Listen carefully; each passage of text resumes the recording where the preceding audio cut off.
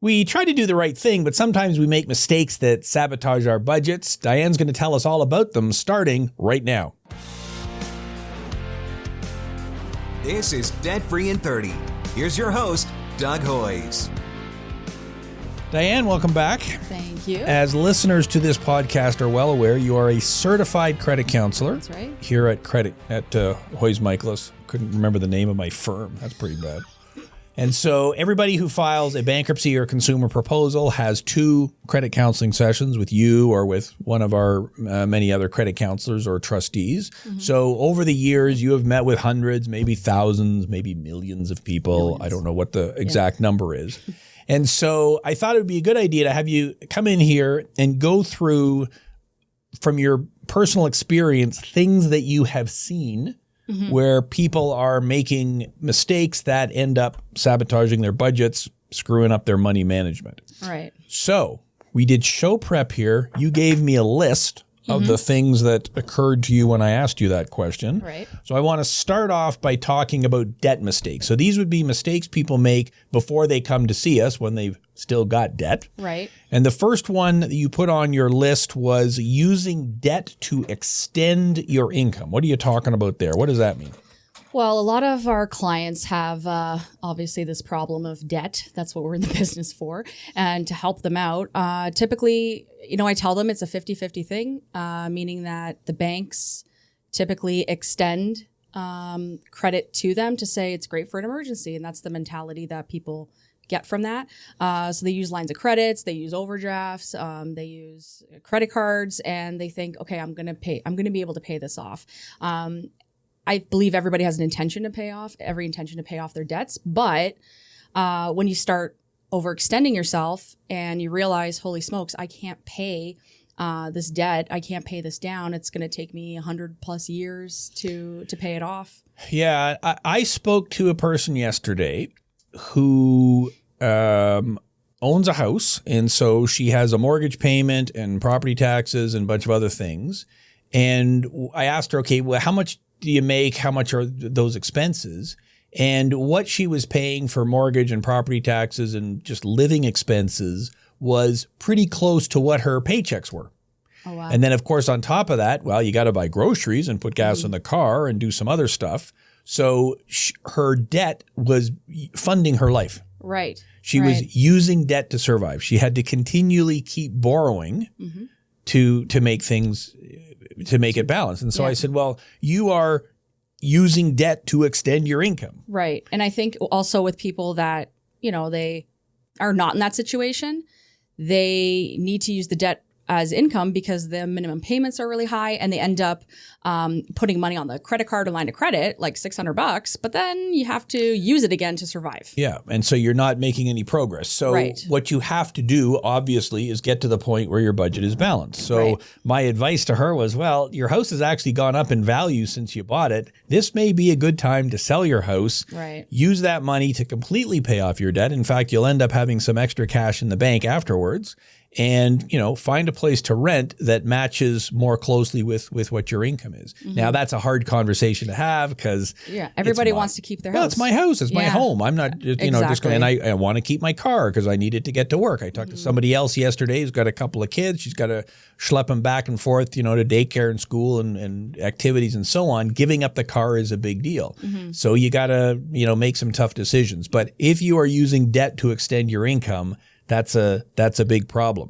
And of course, that leads to the next problem, which is not paying down the debt when you can, which of course means you end up incurring a lot more in interest. Right. And a lot of people end up let's say in her situation, let's say that her checks didn't match up, that she had money left over and she was able to consolidate that into her mortgage. Typically what people do, or banks, what they do is they say, okay, we'll close everything off.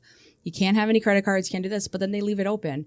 And I've seen that a lot with many, many clients that they come back and they're like, I consolidated all my debt. And because I say, how do you get a $40,000 loan? And then you got all these credit cards. Well, I was supposed to close off the credit cards, or they said for me to close it off and I didn't. And then it just accumulates again because of this habit of using it as extended income.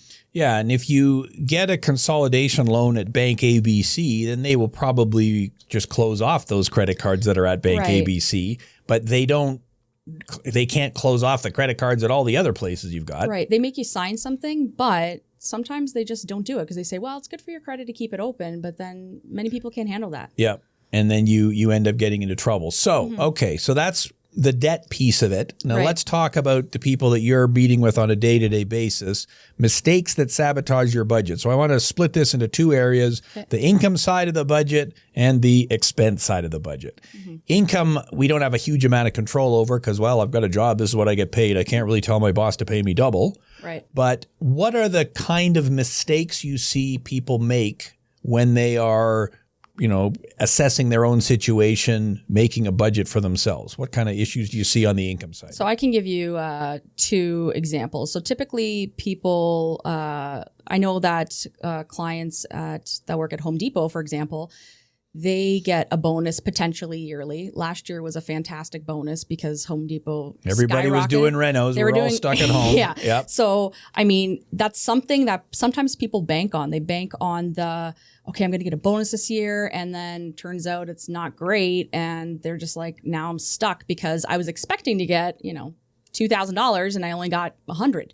And so to bank on income that's not even your regular income, that can be a problem. And I guess expecting a raise would be another one. Yes, exactly. Well, I always get a 2% raise every year. I've always gotten one. Well, guess what? In 2020, we had this COVID thing. Right. And there were a lot of businesses that were shutting down and there just were no raises to be given. But if I had already factored in that I was going to be getting a raise, then that's a huge problem. So you're talking about counting your chickens before they hatch, I guess. Yeah, and there's other companies like Walmart that does, which is really great. They do shares. They provide like shares or whatever to their employees, and you can take some off your check to purchase, and they match it. And that's a really great program, but a lot of people bank on that because they think, okay, they end up cashing it out or whatever. And they think, I have to make sure that I put money in the shares. But what if the shares go down? Then that's the issue too. So you're banking on the unknown, right? Yeah. And if we think back to 2020, January and February, everything was going great. And then in March, there was a stock market crash. And so if it was like, well, okay, in April of every year, I cash in my shares and use it to pay my taxes or, buy stuff for the kids or whatever. Well, if you had to cash them in right after the crash, not so good. Now, of course, for the rest of the year, the stocks kept going up. So if you'd held them, then you would have been okay. But you're right. Banking on something that isn't a certainty is a big problem. What about the whole idea of side hustles and second jobs and all that kind of stuff? Is that something that you recommend to people to increase their income or not? Like, how do you approach that whole subject? So there's a couple of ways. The reason I ask the question is there are only 2 ways to balance your budget. Your income has to go up or your expenses have to go down or both. Like that there is only the one thing. So what are your thoughts on increasing your income? Well, many clients that come in, we want to do a fresh start with them, and we want to say, listen, let's figure this out. Let's do your budget. Let's balance it out and see how much money do you have left over. If you're pretty close to breaking even, like this lady spoke to you yesterday, then it's like, okay, well, what are your options? So if you don't want to sell your house, what are you willing to do? Can you do overtime at work? And any overtime that you complete, save that money because you're living without it, right? You're making it work. So many clients, I recommend that because I say, listen, you're making, $2,000 a month, and with overtime, you're making $2,400. Why are you spending that $400 if you've restarted your finances with us? Put that money away, or I say also as well, like put a portion of it away. If you absolutely need, you're going to need money for gas or extra, maybe for food, whatever, but put something away. It's always, I'll tell everybody savings, something is better than nothing, but yeah, they have to increase it somehow. Yeah. And it's difficult because, okay, I could work 6 or 7 days a week because, I work in the warehouse and there's a lot of shipping going on. And so I can pick up all the hours I want, but I also don't want to burn myself out and, get so exhausted that I'm off sick for 2 months. So you gotta balance it. And you got to make sure you're factoring in the tax implications too, because if you work extra and bump yourself up into a tax bracket, then perhaps a higher tax bracket, you might end up owing more. But I think, yes, you're absolutely right. You should at least consider what can I do to increase the income side of it. Yeah. So this lady I was talking to yesterday, well, she, rents out her basement. Okay, there you go. so then I'm bringing in some extra income. Obviously, there's potential problems with that, but that's that's certainly something to consider as well. The whole side hustle thing. Well, I've got this hobby, and this was a huge thing, I think, in 2020 and certainly into 2021 that, okay, I'm stuck at home. I've always done this other thing. Let's see if I can maybe turn that into a lot bit of people of made masks. Right? Yeah, absolutely. Yeah. So with, of course, the Hoyes Michaelis logo on it, I would hope. And okay, maybe they weren't able to sell them, maybe they were, but a lot of people had extra time and were able to explore some of those side hustles. Yeah. And for some people, that will turn into a permanent source of income. Yeah. And I mean, with like just a current client that filed a proposal in the summer of last year, so July, when I met with her last month for her second session, the first session we talked about this. We said, listen, I said, look, do you have overtime opportunity at work? And she said, yes. And I said, save anything you can. The second session, she had $5,000 saved. Wow. And typically she said about the burnout, but I think because she has control over where that money goes, it's not leaving her account. She decides where that goes. She was happy to do overtime because she saw a result of it. And that's what I tell people. I'm like, it's really easy to spend money, to use your credit cards when you drain your account and you think, okay, well, you know what? I deserve something. I worked really hard. I worked overtime. I want to buy myself something. I want to, whatever.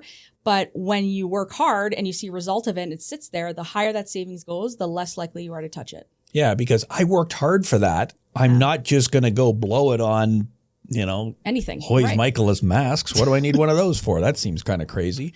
So yeah, I totally agree. And you can also be doing the overtime for a limited period of time. Exactly. You can say, okay, it's the middle of winter. There's nothing else I can do anyway. So I'm going to work all the overtime I can until we get to, June. And then in the summer, I'm going to just work my normal shifts. I'll take some time off. That's when I recharge and then I go back into it. And obviously this is different if you've got kids and a family and other things to do. But if it's for a short period of time and if all that overtime is going into savings, fantastic. And the big thing about that as well is that it's a choice. It's not that you have to do it. You are choosing to do overtime. It's not feeling like I must do this.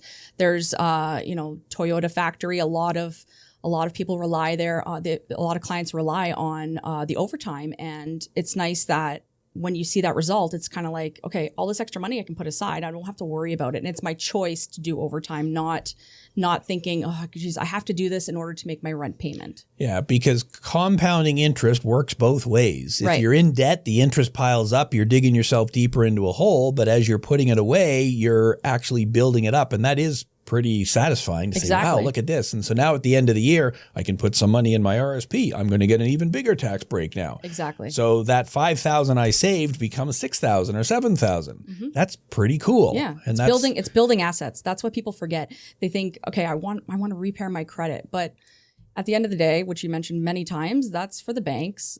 Who cares? You don't really worry about credit when you don't need the help. That's the biggest eye opener I say to people. And they're like, yeah, you're right. Because I said, if you're in a good position, would you rather have $5,000? And I discussed this with this client. Do you like your position now, or did you like it when your credit score was 800 and you owed, $40,000, $50,000? Well, she's going to say the 5,000. Yeah. Warren Buffett, who I think is like the richest guy, probably has $1 billion in his bank account. His credit score may not be that great, but he's got $1 billion. So who cares? Exactly. And I think that's what you want to focus on. Right. So, okay, we've talked about the income side of it. Let's talk about the area where most of the issues are, and that's the expense side of it. Things that sabotage your budget on the expense side. Right. So, as you know, I am not a fan of budgeting. Yep. I believe I wrote a book on it, Straight Talk on Your Money, available on Amazon even as we speak. And I make the point that, budgeting, it's something you're not going to keep up with. You're just not going to be able to do it. You're going to get behind, et cetera, et cetera. And you're going to get discouraged. It's like going on a diet. I'm trying to count calories, but I stopped counting, and so I'm going to eat a bag of Oreos. Yeah. But you still need to know where your money goes. Exactly. So how do you balance those two things? Because I think the number one mistake we make when it comes to expenses is we don't know where our money goes. We don't know where we are spending money. We don't know where it's bleeding out of our budget. Yeah. What advice do you give people on that front? Well, there's so many ways to budget. Actually, on our website, www.hoys.com/fresh start, we have many options there of what works for budgeting, because I can't do the envelope system. I think it's a fantastic system, but it's just not something that works for me. Other people, it works great. So it's finding out what works for you. The no budgeting is a great way to do it, but you need to sit down and figure out your budget first and figure out, okay, how much can I live without? How much are my expenses every month? And typically people have an idea. When I ask them, I say, how much is your rent? $1,300. How much is your cell phone? $100. Like giving those ballpark ideas and then splitting it so that it's like what works for you. Yeah, and I'm a big believer in taking inventory. So don't call it a budget, call it a list. I got to make a list of where my money went. Okay, so let's pull out your bank statement from last month. You use your debit card everywhere. Where are you spending? You'll go to the same grocery store all the time. Here's how much you pay for parking and gas and transit and whatever. It's not that hard to figure out what a typical month is. Pretty much everyone knows how much their rent is. Yes. Like that's a number you pretty much know. Now, what you don't know is your miscellaneous numbers. Right. So how often do you go out and eat out? And I'm talking about, when there is no pandemic going on and we can actually go to a restaurant. How much do you spend on takeout or food delivery or those kind of things, which are not the same number every month? Exactly. So I'm a big believer in taking a month and writing down everything. If you can't go back and look at your, bank statement, credit card statement, whatever, but come up with a list of what it actually costs you to live. Right. And then you can be a little bit more mindful of where it's actually going. So you can call that a budget, I guess, if you want. And like you said, on our website at hoys.com, there's all sorts of different apps you can use too. Lots of people who like to do that. Yeah, it's different sources. We have like a free Excel sheet if that's your thing. And I ask people, I say like, do you know how to use Excel? Yeah. Okay. Like here's a free, well-prepared Excel sheet that has tabs and it tells you, okay, how much are you saving? Pie charts. A lot of people like visuals. But again, it's just figuring out what works for you. So, I mean, there's no right way, but the right way is budgeting.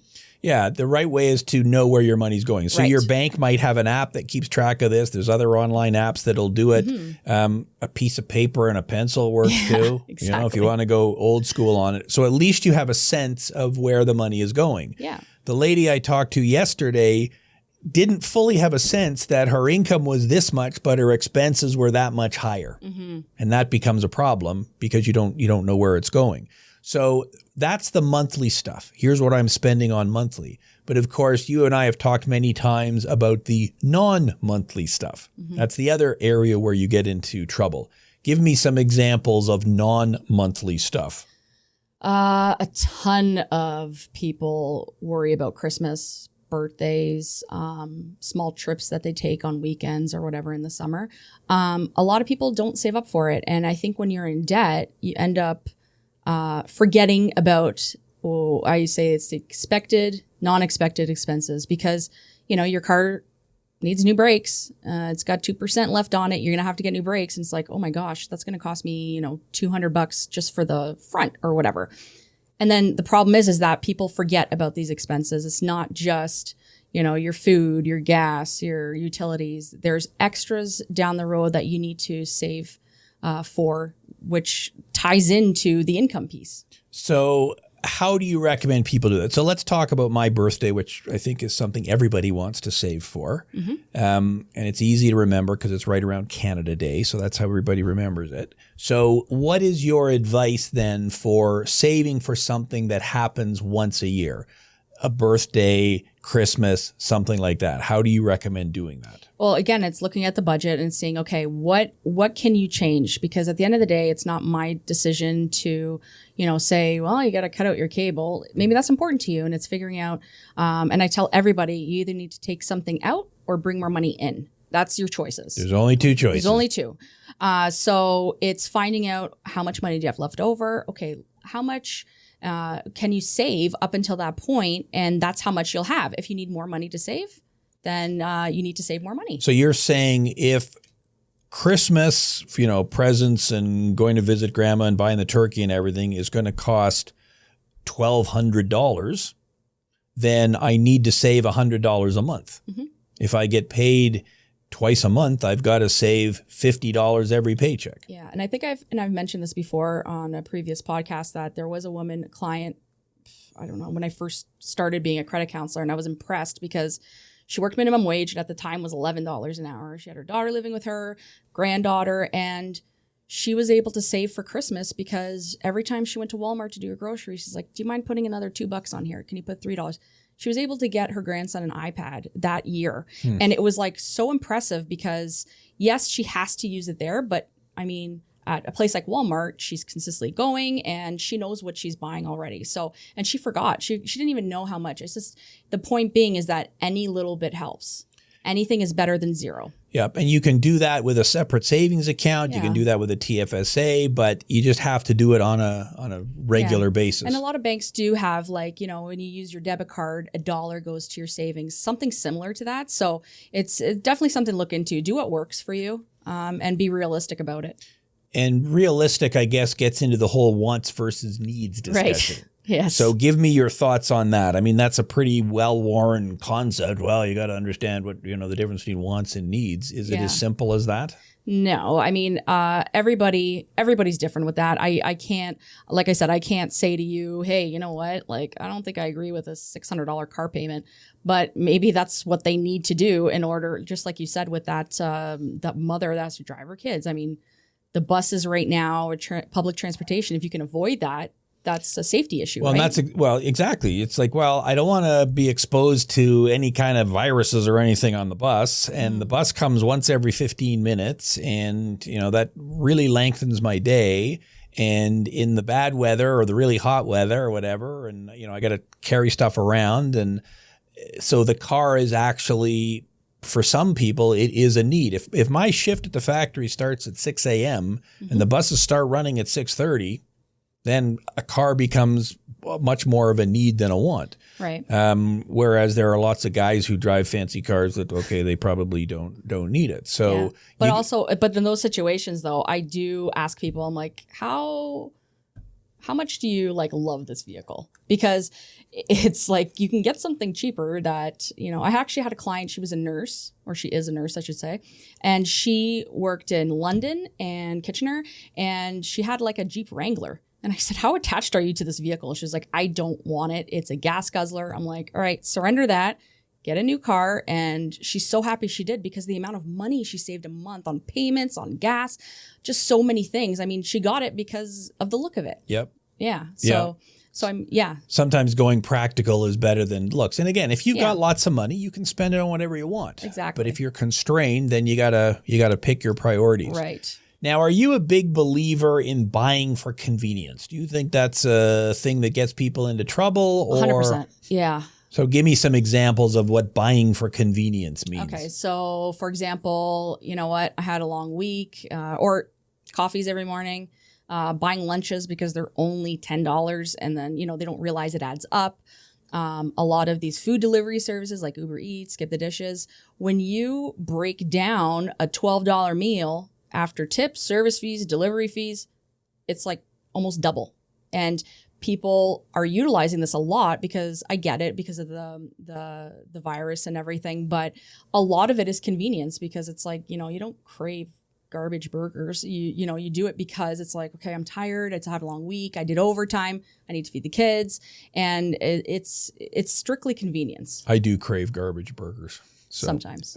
Pretty much all the time. I kind of like one right now. So again, you're right. Pick your spots. Yeah. Pick your spots. So there's nothing wrong with going out to eat. There's nothing wrong with, you know, having a meal delivered. But again, pick your spots. So, okay, Monday, you know, on the weekend, I cook all my meals for the week. And then on Friday and Saturday, well, then I can go out and splurge and whatnot. Exactly. But I'm not doing it throughout the week because I've got a plan. And I'm not doing it because I didn't plan for anything. It's because I did plan for it. That's exactly what I planned for. Yeah. And like, I'll use my dad as an example. Let's pick on your dad. Go ahead. Hi, Dad. How you doing? So he retired last year, but while he was going to work, or his daily routine is going out to get a coffee. That's not a bad thing to do. It's really about budgeting and saying, can you afford that? Sure, they can afford it. And that's okay. So that's goes into the field of what is important to you is important to you, and see if you can make it work. They make it work. They don't eat out a lot. It's strictly like home cooked meals, like that they're still in the same budget as they were if he was working. So, I mean, it's not a bad thing to get coffees. It's more of what works for you. Is it convenient, or is it something that you enjoy doing? And if it's something you enjoy doing, what are you willing to do for that if you can't afford it? Yeah, you can only spend a loonie once. Yeah, exactly. So if you're going to be spending a toonie on coffee every morning, then that's a toonie you can't spend on something else. Correct. But it's your money. Just make sure you've decided in advance. Right. Now, what about going the other way on this? So what we've been talking about is cutting expenses, but can you go overboard with that? Sure. I think a lot of people, when I see them in the second counseling session, it's like, how's your budget going? Well, do you have any savings? I did, but, I used it. I just really had to, go out. I had to do something with it. I think that people just restrict themselves too much. And I mean, again, if you can do it, that's fantastic. But realistically, it might not be something you can do. So a lot of people feel guilty. They want their kid to have something, and they're like, I just bought it for them. I feel bad. I couldn't afford it. And I'm like, well, at the end of the day, it's like you look at your budget, and if it doesn't work, it doesn't work. But the sacrifice you're making for that. So if you're over budgeting and saying, I'm going to save every penny, not what's realistic, it could backfire, and then you can end up using it and be discouraged to continue doing it. So that can backfire. Yeah. Again, be realistic. Yeah. You cannot, it's not realistic to say I'm going to live on $12 a month for my food budget. It's just, unless you live on a farm, I guess. I don't know. Maybe it's possible then, but so be realistic. And that's why the starting point is to look where you're spending your money now, so that you can see what is potentially realistic.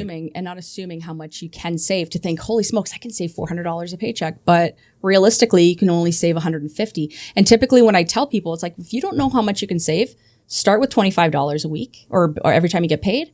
Slowly increase it. Don't jump to $100. Go to $30. Go to $50. And when you hit that point where you realize I can't survive off of, I can only survive saving $150, then Yeah, and you got to take a bit of a longer term view of it too, because sure, this week I worked a few extra hours overtime. I had already filled up the fridge, and I'd already bought toilet paper and paper towels and everything else, and dish detergent and all the rest of it. So I didn't need to spend this much. So yeah, this week I could save $400. Yeah. But some of that $400 has to be put aside for future car repairs, Christmas presents, birthday presents, summer vacation, whatever. So again, be realistic in what you can actually do. Right. Now, I want to close off by talking about traps, Yep. Things that kind of come up to bite you. Now, before we were recording this, we were downstairs talking with our good friend, whose name I won't mention, but hi, Jade. Hi, Jade. And she was showing us this fitness contraption, which looked pretty cool because it had all these wires and it had all these dumbbells and it did a bunch of stuff and it had a screen on it or something. And it cost, I think it was $3,000, but if you add up all the payments when you finance it, then it's payments, installation, tax. Well, and the monthly fee, because somebody, I guess, can look at you and tell you if you're doing your sit-ups right or something. So it ended up being like $5,000 or $6,000. So I think she decided against purchasing it. It's a good choice. Is that something that you see people getting into trouble with? Online shopping, deals, that is like, hey, that becomes a pretty cool impulse buy? Sure. I mean, it goes with the payments. Like there's furniture companies that say, hey, you know what, this is going to be $82 a month. And then you realize something like this. Wow, this product is, if I paid outright for this product, it'd be $4,000. If I pay for this product that we were looking at. But if you do payment plan, it's $6,000, and it doesn't make sense. Like, it's just, I don't think people realize how expensive things can get, and they get trapped with that idea. It's like, oh geez, it's only $149 a month, or it's only, especially with car payments, it's only $250 biweekly. That's $500, not including your insurance, not including your gas. And then it's like, oh yeah, that's true. Like, it's all these traps that it's marketing. I mean, I get emails from the same company twice a day. And it's say, okay, 50% off, or it's this. And it's like, you know what? If you're having deals like this every day, then I'm not missing anything. I can worry about this when I need to get something. Well, and we've talked about it on the show before, the whole buy now, pay later apps too. Yes. And I mean that, and those you can get trapped with, because you end up, if you don't make those payments, well, guess what? They're going to come after you. That's going to hurt your credit. You're going to get charged interest from the day you've started. Like, for example, let's say it's a year worth of payments. You missed the last payment, they're going to charge you interest probably 30% backdated from all those months because that's the agreement you signed. That's the fine print you didn't read. Well, and you ended up buying more than what you needed. Yeah, exactly. That's really where you get into trouble, which is the whole FOMO thing that you just talked about, the fear of missing out. I got to buy that thing. Well, no, you don't. You can wait till tomorrow and things will probably be good. Yeah. So, okay, that's a ton of practical advice there. Let's finish off with the concept that what we are talking about are not quick fixes. Right. What we're talking about is actual lifestyle changes. Am I right on that? Yeah, for sure. And a lot of people, a lot of clients say, you know what, I just want to get this cleared up. I want to get this done. But it's like, you know what, it didn't take you overnight to get into debt. It's not going to take you overnight to get out of this habit and this routine, which is why, typically first session, people are like, well, I want to get a credit card. How do I get a credit card again? And I say to them, well, how much savings do you have? I got nothing. Well, you should worry about building assets. Worry about that first. And like I said, anything is better than zero. And at the end of the day, this time is going to pass anyway. So why not save, the extra $2 a day or whatever? Be realistic. And yeah, I mean, it's just important that you continue to do that, and it's just going to take time. And I like your idea of minor adjustments. So don't try to save $100 a week. Start at 25 and gradually, and that way it becomes a permanent change, a lifestyle change, as opposed to a quick fix, crash diet. I'm going to do this and everything. No, we're making a permanent change here, and that's much more sustainable. Yeah, and also people who have car payments, and it's like, well, my car payment's going to be done in a year. Well, you're living without this $400, $500. Why not save it? That's $6,000 a year that you could be putting away. And it's like, oh yeah, that sounds like really great. Even a portion of it. You're living without it. Now you're surviving without it. Why not save it when that time comes? So excellent advice. Yeah. Diane, thank you very much. Thank you. So many of the points we talked about today were suggested by you, our listeners, and our subscribers. So if you'd like to subscribe to the monthly Hoyes Michaelis Debt Free in 30 newsletter, you can go to hoyes.com. That's HOYES.com. You don't even have to put the 3 W's in front of it. Oh, yeah. You just type it in. Just go hoyes.com and search for newsletter, and you can see all of our past newsletters, so you can see if you want to sign up. This is not a newsletter about bankruptcy. It's a newsletter about the things we were talking about today. Yeah, there was money management. There was actually a recent one that I posted, which was needs versus wants. So very similar to what we were talking about, and it's same idea. It's great practical advice, which is why we do it. I will put links to everything that we talked about in the description on YouTube, including the links that Diane talked about, the budgeting stuff. And if you've got questions or suggestions for future shows, questions you want answered, you can email us through the newsletter or leave a comment on YouTube, or you can contact me through Twitter at Doug Hoyes. I will respond there. So please also help us get the word out by subscribing on your favorite podcast app if you're listening to this, or if you're watching it on YouTube, please click the like button, hit subscribe, click the notification button, then you'll get a ding, ding, ding every time we post a video. That is our show for today. Thanks for listening. Until next week, I'm Doug Hoyes. That was Debt Free in 30.